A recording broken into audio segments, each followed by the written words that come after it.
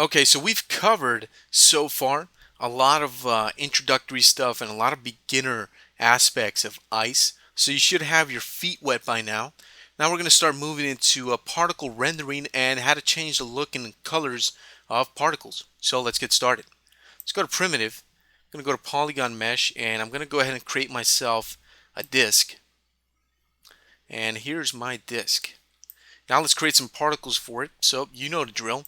Go to ice, create, emit particles from selection. There we go. Close that point cloud PPG. Now let's increase the size of or the length of the animation to 1000 frames. Okay. All right. Now let's hit play. There's our particles. With the particle point cloud selected, hit Alt 9 on the keyboard to open up the ice tree view. So let's start to change the colors and things. So let's get started on changing the colors and the look of these particles. So let's open up the emit from surface compound here, and maybe we'll change the color to red. I don't know why, just picked red. And I'll go here to point and I'll switch over to sphere. And let me hit play, just start playing this. And I also want to turn on loop down here so it loops the animation over and over again. And I want to change the size to something much bigger, so I'll increase it to about, I don't know, about here looks pretty good. Pretty good, alright. I'll leave it like that. And I'll close this PPG. I'll also switch my shading mode from wireframe to shaded. So here I have these shaded spheres. Alright, perfect. Okay, it's time to start working a little more heavy duty in the ice tree. So we're going to start to create nodes, and now you're really going to start to get a feel for how to work with ice. Okay, first things first. If you notice in the scene, the particles keep shooting out into space pretty much forever. This is not exactly a good thing for two reasons. One, usually you want to control how far the particles go. For example, if you're doing smoke, smoke doesn't just keep going on forever and ever and ever. It kind of dissipates and fades away in the air as wind comes in and as the smoke just naturally dissipates itself. So, how do we control the lifespan of the particles? Well, let's open up the preset manager. Now you're going to get a taste for working with these different nodes in ice with a particle system. Okay, so first things first, we need to be able to set the particle age of this particle system. So to do that, we're going to make sure we go to the task folder over here and switch over to particles if you're not already there.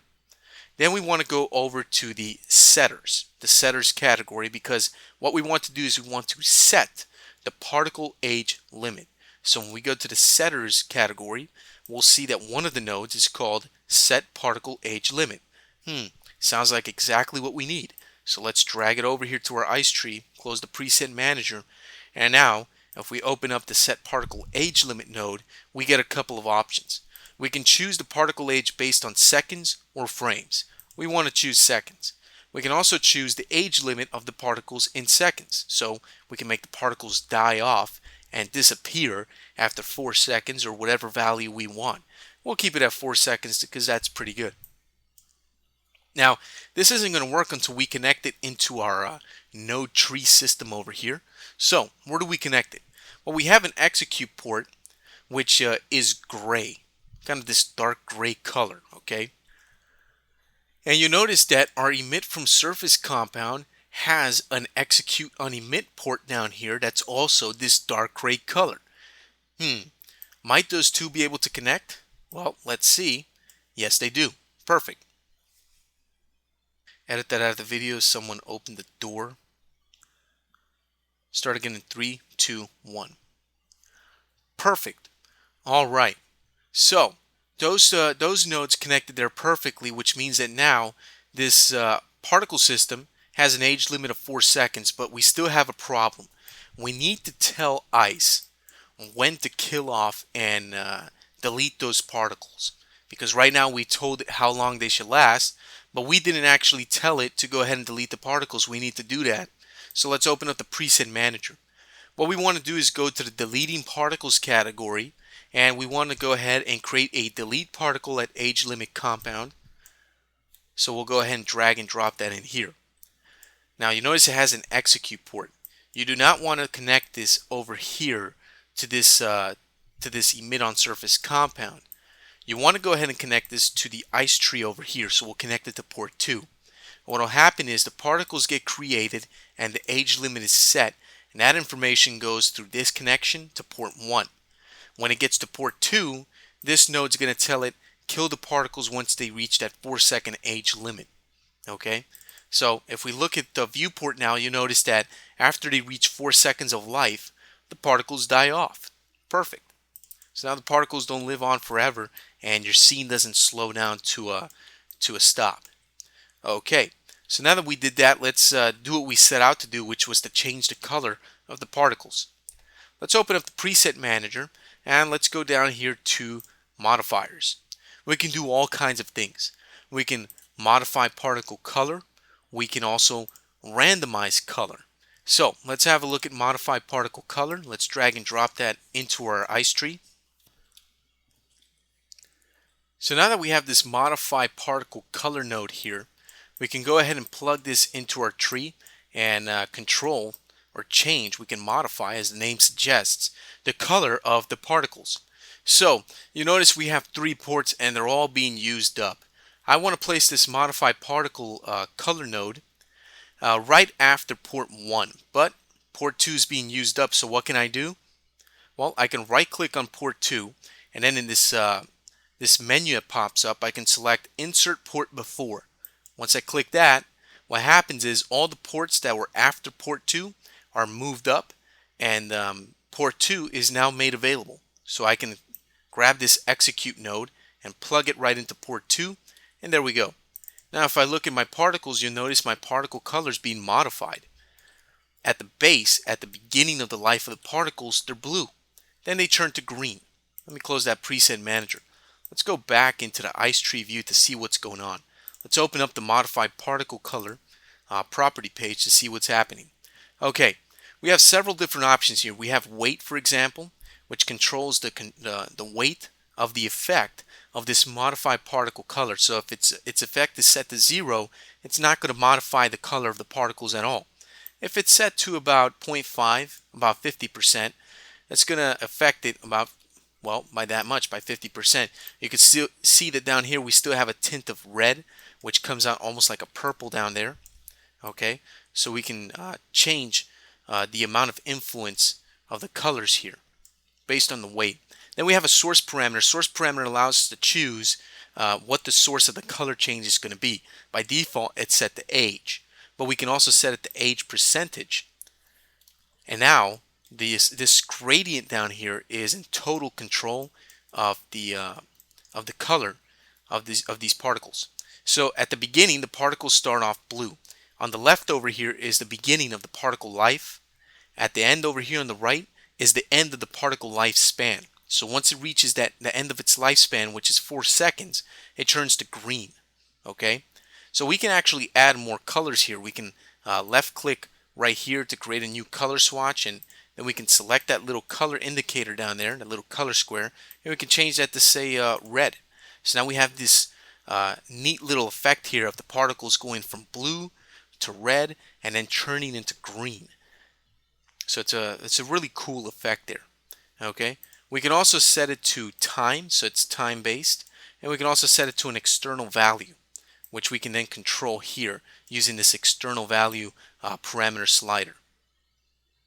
So you can see what the value goes all the way to 1, even though it goes higher than that. But if you set it to an external value of 1, it's going to take in the color that's over here at 1, which is this last point on the right of the gradient. If we set it to 0, it's going to inherit the far left of the gradient, which is blue. So if we set this to say 0.25, it's going to be about a quarter of the way through, which is about around here somewhere, which is going to be red. Okay, so let's set it back to age percentage because that looks really nice. And we can control again over here the different colors and things to control the way that these particles look color-wise. Okay, so that's a pretty neat way of controlling the color of the particles. Let me go ahead and stop the simulation. Now you notice that when I go ahead and render this out for render region by holding down the Q key on the keyboard, the particles do appear as spheres, but they render out gray. That's because they're using the default Phong material. We'll talk about rendering particles a lot more during this tutorial, and mainly in the next video after this one. So we're not going to worry about that right now. The current particle color nodes that we're using, like the modify particle color, is affecting the color of the particles inside of our viewport. So let's see another way of controlling the particles here. So let me take this modify particle node, and I can either disconnect it or just grab it and hit delete on the keyboard to get rid of it altogether. Let's open up the preset manager again, and in the same section for modifiers, let's go to randomize color. Let's go ahead and drag and drop that in here. Now you notice that randomized color has a red output, and we can't connect that red output to this ice tree node. You'll see you get a mismatch error. So what you have to do is connect the randomized color node directly into the color port of the emit from surface compound. Let's open up the PPG for randomized color and play the simulation again. What this does, it randomizes the color based on the channel that you choose. In this case, RGB, or the red, green, and blue channels, are the ones that are set by default. We can also come down here and choose just to randomize the red channel, so we get this sort of randomization of red colors. We can also do the same for green, for blue, or for the hue, lightness, saturation, and even the alpha of the particles. So we'll switch back to RGB. Okay, down here we have a mean value. What this allows you to do is to change the value of the randomization of those colors. So we can make it a dark randomization here, or very light, as you can see here. We can also go ahead and change these individually like so to come up with different types of combinations. And we can control the variance of the randomization of those colors. So if we put that to something really low, the variation of colors is not going to be very far. There's not going to be a huge spectrum of different colors used. But if we increase that variance by a lot, now we see we get a huge variety of colors. We get all kinds of different colors, from green and pink and red and yellow and blue and really dark to black and even white. So we get all kinds of different color variations here. So this is just another way that you can go ahead and change the color of particles using ice. Let's have a look at if we go down here, we'll also find a randomized color by gradient. So we'll bring that in. We'll delete the randomized color node, and we'll take this randomized color by gradient, take its output port, and plug it right into the color of the emit from surface compound again. Let's open up the randomized color by gradient node, and we can go ahead and change some of these things around. If you want to get rid of one of these little color markers, simply right click on top of it and select delete marker, and that'll get rid of it for you. What this does, it randomizes colors again, but this time it does it based on a gradient that you choose and you set up to your liking. So I can choose a gradient with many different types of colors, and now my colors are going to be randomized based on that gradient, as you can see. So it's just another way of controlling the particle colors. Okay, so that's going to do it for this video. In the next one, we're going to continue talking about changing the colors of particles using a couple of different methods. So I'll see you there.